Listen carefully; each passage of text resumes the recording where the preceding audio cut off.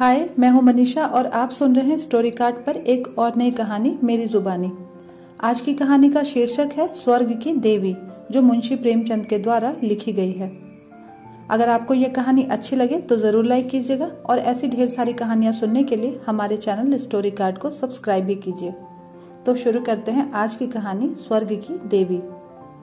भाग्य की बात, शादी विवाह में आदमी का क्या अख्तियार, जिससे ईश्वर ने या उनके नायाबों ब्राह्मणों ने तय कर दी उससे हो गई। बाबू भारत दास ने लीला के लिए सुयोग्य वर्ड खोजने में कोई बात नहीं उठा रखी, लेकिन जैसा घर वर वह चाहते थे वैसा ना पा सके। वह लड़की को सुखी देखना चाहते थे, जैसा हर एक पिता का धर्म है, किंतु इसके लिए उनकी समझ में संपत्ति ही सबसे जरूरी चीज थी। चरित्र या शिक्षा का स्थान गौण था। चरित्र तो किसी के माथे पर लिखा नहीं रहता और शिक्षा का आजकल के जमाने में मूल्य ही क्या है। हाँ, संपत्ति के साथ शिक्षा भी हो तो क्या पूछना। ऐसा घर उन्होंने बहुत ढूंढा पर ना मिला। ऐसे घर हैं ही कितने जहाँ ये दोनों ही पदार्थ मिले। दो चार मिले भी तो अपनी बिरादरी के ना थे। बिरादरी भी मिली तो जायजा ना मिला। जायजा भी मिला तो शर्तें ना हो सकी। इस तरह मजबूर होकर भारत दास को लीला का विवाह लाला संत सरन के लड़के सीता सरन से करना पड़ा। अपने बाप का इकलौता बेटा था, थोड़ी बहुत शिक्षा भी पाई थी, बातचीत सलीके से करता था, मामले मुकदमे समझता था और जरा दिल का भी रंगीला ही था। सबसे बड़ी बात यह थी कि रूपवान, बलिष्ठ, प्रसन्न मुख, साहसी आदमी था, मगर विचार वही बाबा आदम के जमाने के थे। पुरानी जितनी बातें हैं सब अच्छी, नई जितनी बातें हैं सब खराब। जायदाद के विषय में जमींदार साहब नए नए दफों का व्यवहार करते थे। वहां अपना कोई अख्तियार न था, लेकिन सामाजिक प्रथाओं के कट्टर पक्षपाती थे। सीता सरन अपने बाप को जो करते या कहते देखता वही वह खुद भी करता, और उसमें अपने कुछ भी सोचने समझने की शक्ति न थी। बुद्धि की मंदता बहुधा सामाजिक अनुदारता के रूप में प्रकट होती है। लीला ने जिस दिन घर में पांव रखा उसी दिन से उसकी परीक्षा शुरू हुई। वे सभी काम जिनकी उसके घर में तारीफ होती थी यहाँ वर्जित थे। उसे बचपन से ही ताजी हवा पर जान देना सिखाया गया था। यहाँ उसके सामने मुंह खोलना भी पाप था। बचपन से सिखाया गया था रोशनी ही जीवन है। यहाँ रोशनी के दर्शन भी दुर्लभ थे। घर पर अहिंसा, क्षमा और दया ईश्वरीय गुण बताए गए थे। यहाँ इसका नाम लेने की भी स्वाधीनता न थी। संत सरन बड़े तीखे गुस्सेवर आदमी थे। नाक पर मक्खी भी न बैठने देते। धूर्तता और छल कपट से ही उन्होंने जायदाद पैदा की थी और उसी को सफल जीवन का मंत्र समझते थे। उनकी पत्नी उनसे भी 2 अंगुल ऊंची थी। मजाल क्या कि बहू अपनी अंधेर कोठरी के द्वार पर खड़ी हो जाए या कभी छत पर टहल ले, प्रलय आ जाता, आसमान सर पर उठा लेती। उन्हें बकने का मर्ज था। दाल में नमक का जरा तेज हो जाना उन्हें दिन भर बकने के लिए काफी बहाना था। मोटी ताजी महिला थी। छींट का घाघरेदार लहंगा पहने, पानदान बगल में रखे, गहनों से लदी हुई, सारे दिन बरोठे में माची पर बैठी रहती थी। क्या मजाल कि घर में उनकी इच्छा के विरुद्ध एक पत्ता भी हिल जाए। बहू की नई नई आदतें देख देख कर जला करती थी। अब काहे को आबरू रहेगी, मुंडेर पर खड़ी झांकती रहती है। मेरी लड़की ऐसी दीदा दिलेर होती तो गला घोट देती। न जाने इसके देश में कौन कौन से लोग बसते हैं। गहने नहीं पहनती, जब देखो नंगी बुच्ची बनी बैठी रहती है। यह भी कोई अच्छे लक्षण है। लीला के पीछे सीता सरन पर भी फटकार पड़ती। तुझे भी चांदनी में सोना अच्छा लगता है क्यों? तू भी अपने को मर्द कहेगा? वह मर्द कैसा कि औरत उसके सामने उसके कहे में ना रहे। दिन भर घर में घुसा रहता है, मुंह में जबान नहीं है। समझाता क्यों नहीं? सीता सरन कहता, अम्मा जब कोई मेरे समझाने से माने तब तो। माँ मानेगी क्यों नहीं? तू मर्द है कि नहीं? मर्द वह चाहिए कि कड़ी निगाह से देखे तो औरत कांप उठे। सीता सरन, तुम तो समझाती ही रहती हो। माँ मेरी उसे क्या परवाह, समझती होगी बुढ़िया 2-4 दिन में मर जाएगी, तब मैं मालकिन हो जाऊंगी। सीता सरन, तो मैं भी तो उसकी बातों का जवाब नहीं दे पाता। देखती नहीं हो कितनी दुर्बल हो गई है, वह रंग ही नहीं रहा। उस कोठरी में पड़े पड़े उसकी दशा बिगड़ती जाती है। बेटे के मुंह से ऐसी बातें सुन माता आग हो जाती और सारे दिन जलती, कभी भाग्य को कोसती, कभी समय को। सीता सरन माता के सामने तो ऐसी बातें करता, लेकिन लीला के सामने जाते ही उसकी मति बदल जाती थी। वह वही बातें करता जो लीला को अच्छी लगती थी। यहाँ तक कि दोनों वृद्धा की हंसी उड़ाते। लीला को इसमें और कोई सुख न था। वह सारे दिन कुड़ती रहती, कभी चूल्हे के सामने न बैठी थी, पर यहाँ तो पसेरियों आटा थोपना पड़ता, मजूरों और टहलुओं के लिए भी रोटी पकानी पड़ती। कभी कभी वह चूल्हे के सामने बैठकर घंटों रोती। यह बात न थी कि यह लोग कोई महाराज या रसोईया नहीं रख सकते हों, पर घर की पुरानी प्रथा थी कि बहू खाना बनाए और उस प्रथा को निभाना जरूरी था।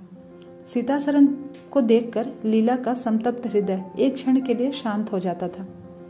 गर्मी के दिन थे और संध्या का समय। बाहर हवा चलती, भीतर देह फूकती थी। लीला कोठरी में बैठी एक किताब पढ़ रही थी कि सीतासरण ने आकर कहा, यहाँ तो बड़ी गर्मी है, बाहर बैठो। लीला, यह गर्मी उन तानों से अच्छी है जो अभी अभी मुझे सुनने पड़ेंगे। सीतासरण, आज अगर बोली तो मैं भी बिगड़ जाऊंगा। लीला, तब तो मेरा घर में रहना और भी मुश्किल हो जाएगा। सीतासरण, बला से अलग ही रहेंगे। लीला, मैं तो मर भी जाऊं तो भी अलग न रहूं। वह जो कुछ कहती सुनती हैं अपनी समझ से मेरे भले के लिए ही तो कहती सुनती हैं। उन्हें मुझसे कुछ दुश्मनी थोड़ी ही है। हाँ, हमें उनकी बातें अच्छी नहीं लगे यह दूसरी बात है। उन्होंने खुद वह सब कष्ट झेले हैं जो वह मुझसे झेलवाना चाहती हैं। उनके स्वास्थ्य पर उन कष्टों का जरा भी असर नहीं पड़ा। वह इस 65 वर्ष की उम्र में भी मुझसे कहीं टाठी हैं। फिर उन्हें कैसे मालूम हो कि इन कष्टों से स्वास्थ्य बिगड़ सकता है। सीतासरण ने उसके मुरझाए हुए मुख की ओर करुण नेत्रों से देखकर कहा, तुम्हें इस घर में आकर बहुत दुख सहना पड़ा। यह घर तुम्हारे योग्य न था। तुमने पूर्व जन्म में जरूर कोई पाप किया होगा। लीला ने पति के हाथों से खेलते हुए कहा, यहाँ न आती तो तुम्हारा प्रेम कैसे पाती। 5 साल गुजर गए। लीला 2 बच्चों की माँ हो गई। एक लड़का था, दूसरी लड़की। लड़के का नाम जानकी शरण रखा गया और लड़की का नाम कामिनी। दोनों बच्चे घर को गुलजार किए रहते थे। लड़की दादा से हिली थी और लड़का दादी से। दोनों शौक और शरीर थे। गाली दे बैठना, मुंह चिढ़ा देना तो उनके लिए मामूली बात थी। दिन भर खाते और आए दिन बीमार पड़ते रहते। लीला ने खुद सभी कष्ट सह लिए थे, पर बच्चों में बुरी आदतों का पड़ना उसे बहुत बुरा मालूम होता था। किंतु उसकी सुनता कौन। बच्चों की माता होकर उसकी अब गणना ही नहीं रह गई थी। जो कुछ थे बच्चे थे, वह कुछ न थी। उसे किसी बच्चे को डांटने का अधिकार भी नहीं था, नहीं तो सास उसे फाड़ कर खा जाती। सबसे बड़ी आपत्ति यह थी कि उसका स्वास्थ्य अब और भी खराब हो गया था। प्रसव काल में उसे वे भी अत्याचार सहने पड़े जो अज्ञान, मूर्खता और अंधविश्वास ने सौर की रक्षा के लिए गढ़ रखे हैं। उस काल कोठरी में जहाँ हवा का गुजर न था, न प्रकाश का, न सफाई का, चारों ओर दुर्गंध और सील और गंदगी भरी हुई थी। उसका कोमल शरीर सूख गया। एक बार जो कसर रह गई थी वह दूसरी बार पूरी न हो पाई। चेहरा पीला पड़ गया, आंखें धस गईं। ऐसा मालूम होता बदन में खून ही नहीं रहा, सूरत ही बदल गई। गर्मियों के दिन थे। एक तरफ आम पके, दूसरी तरफ खरबूजे। इन दोनों फलों की ऐसी अच्छी फसल पहले कभी नहीं हुई थी। अब कि इनमें इतनी मिठास न जाने कहां से आ गई थी कि कितना ही खाओ मन न भरे। संत शरण के इलाके से आम और खरबूजे के टोकरे भरे चले आते थे। सारा घर खूब उछल कुछल कर खाता था। बाबू साहब पुरानी हड्डी के आदमी थे। सवेरे 1 सैकड़े आम का नाश्ता करते, फिर पसेरी भर खरबूजे चट कर जाते। मालकिन उनसे पीछे रहने वाली न थी। उन्होंने तो एक वक्त का भोजन ही बंद कर दिया। कहती थी कि अनाज सड़ने वाली चीज नहीं, आज नहीं तो कल खर्च हो जाएगा। आम और तरबूजे तो एक दिन भी नहीं ठहर सकते। शोधनी थी और क्या। यूं तो हर साल दोनों चीजों की रेल पेल होती थी, पर किसी को कभी कोई शिकायत नहीं होती थी। कभी पेट में गिरानी मालूम हुई तो एक हड़ की फक्की मार ली। एक दिन बाबू संत शरण के पेट में मीठा मीठा दर्द होने लगा। आपने उसकी परवाह न की, आम खाने बैठ गए। सैकड़ा पूरा करके ही उठे थे कि कै हुई, गिर पड़े। फिर तो तिल तिल पर के और दस्त होने लगे। हैजा हो गया। शहर के डॉक्टर बुलाए गए, लेकिन उनके आने के पहले ही बाबू साहब चल बसे थे। रोना पीटना मच गया। संध्या होते होते लाश घर से निकली। लोग दाह क्रिया करके आधी रात को लौटे तो मालकिन को भी कै और दस्त शुरू हो रहे थे। फिर दौड़ धूप शुरू हुई, लेकिन सूर्य निकलते निकलते वह भी सिधार गई। स्त्री पुरुष जीवन पर्यंत एक दिन के लिए भी अलग न हुए थे। संसार से भी साथ ही साथ गए। सूर्यास्त के समय पति ने प्रस्थान किया और सूर्योदय के समय पत्नी ने। लेकिन मुसीबतों का भी अंत न हुआ था। लीला तो संस्कार की तैयारियों में लगी थी। मकान की सफाई की तरफ किसी ने ध्यान न दिया। तीसरे दिन दोनों बच्चे दादा दादी के लिए रोते रोते बैठके में जा पहुंचे। वहां एक आले पर खरबूजा कटा हुआ पड़ा था। 2-3 कलमी आम भी रखे थे। इन पर मक्खियां भिनक रही थीं। जानकी ने एक तिपाई पर चढ़कर दोनों चीजें उतार ली। और दोनों ने मिलकर खाई। शाम होते होते दोनों को हैजा हो गया और दोनों माँ बाप को रोता छोड़कर चल बसे। घर में अंधेरा हो गया। 3 दिन पहले जहाँ चारों तरफ चहल पहल थी, वहाँ अब सन्नाटा छाया हुआ था। किसी की रोने की भी आवाज़ सुनाई नहीं देती थी। रोता ही कौन? ले देखे कुल 2 प्राणी रह गए थे और उन्हें रोने की सुधि न थी। लीला का स्वास्थ्य पहले भी कुछ अच्छा न था, अब तो वो और भी बेजान हो गई। उठने बैठने की शक्ति भी न रही, हरदम खोई सी रहती। न कपड़े लत्ते की सुध थी, न खाने पीने की। उसे न घर से वास्ता था, न बाहर से। जहाँ बैठती वहीं बैठी रह जाती। महीनों कपड़े न बदलती, सिर में तेल न डालती। बच्चे ही उसके प्राणों के आधार थे। जब वही न रहे तो मरना और जीना बराबर था। रात दिन यही मनाया करती थी कि भगवान यहाँ से ले चलो। सुख दुख सब भुगत चुकी, अब सुख की लालसा नहीं है, लेकिन बुलाने से क्या किसी को मौत आई है? सीता सरन भी पहले तो बहुत रोया धोया, यहाँ तक कि घर छोड़कर भाग जाता था। लेकिन ज्यों ज्यों दिन गुजरते गए, बच्चों का शोक उसके दिल से मिटता जाता था। संतान का दुख तो कुछ माता को ही अधिक होता है। धीरे धीरे उसका जी संभल गया। पहले की भांति मित्रों के साथ हंसी दिल लगी होने लगी। यारों ने और भी चंग पर चढ़ाया। अब घर का मालिक था, जो चाहे कर सकता था। कोई उसका हाथ रोकने वाला नहीं था। सैर सपाटे करने लगा। कहाँ तो लीला को रोते देखकर उसकी आंखें सजल हो जाती थी, कहाँ अब उसे उदास और शोकमग्न देखकर झुंझला उठता। जिंदगी रोने ही के लिए बनी है क्या? ईश्वर ने लड़के दिए थे, ईश्वर ने ही छीन लिए। क्या लड़कों के पीछे प्राण दे देना होगा? लीला यह बातें सुनकर भौचक रह जाती। पिता के मुख से ऐसे शब्द निकल सकते हैं, ऐसे शब्द निकल सकते हैं? संसार में ऐसे भी प्राणी हैं। होली के दिन थे। मर्दाने में खूब गाना बजाना हो रहा था। मित्रों की दावत का भी सामान किया गया था। अंदर लीला जमीन पर पड़ी रो रही थी। त्योहारों के दिन उससे कटते ही नहीं थे। आज बच्चे होते तो अच्छे अच्छे कपड़े पहनकर कैसे उछलते फिरते। वही ना जाने कहाँ की तीज और कहाँ का त्योहार। जब बच्चे ही नहीं हैं तो मैं क्या त्योहार मनाऊं? सहसा सीता सरन ने आकर कहा, क्या दिन भर रोती ही रहोगी? जरा कपड़े तो बदल डालो, आदमी बन जाओ। क्या तुमने अपनी गत बना रखी है? लीला, तुम जाओ अपनी महफिल में बैठो, तुम्हें मेरी क्या फिक्र पड़ी है? सीता सरन, क्या दुनिया में किसी और के लड़के नहीं मरते? तुम्हारे ही सिर पर यह मुसीबत आई है? लीला, यह बात कौन नहीं जानता, अपना अपना दिल ही तो है, उस पर किसी का बस नहीं। सीता सरन, मेरे साथ भी तो तुम्हारा कुछ कर्तव्य है। लीला ने कौतूहल से पति की ओर देखा, मानो उसका आशय नहीं समझी, फिर मुंह फेर कर रोने लगी।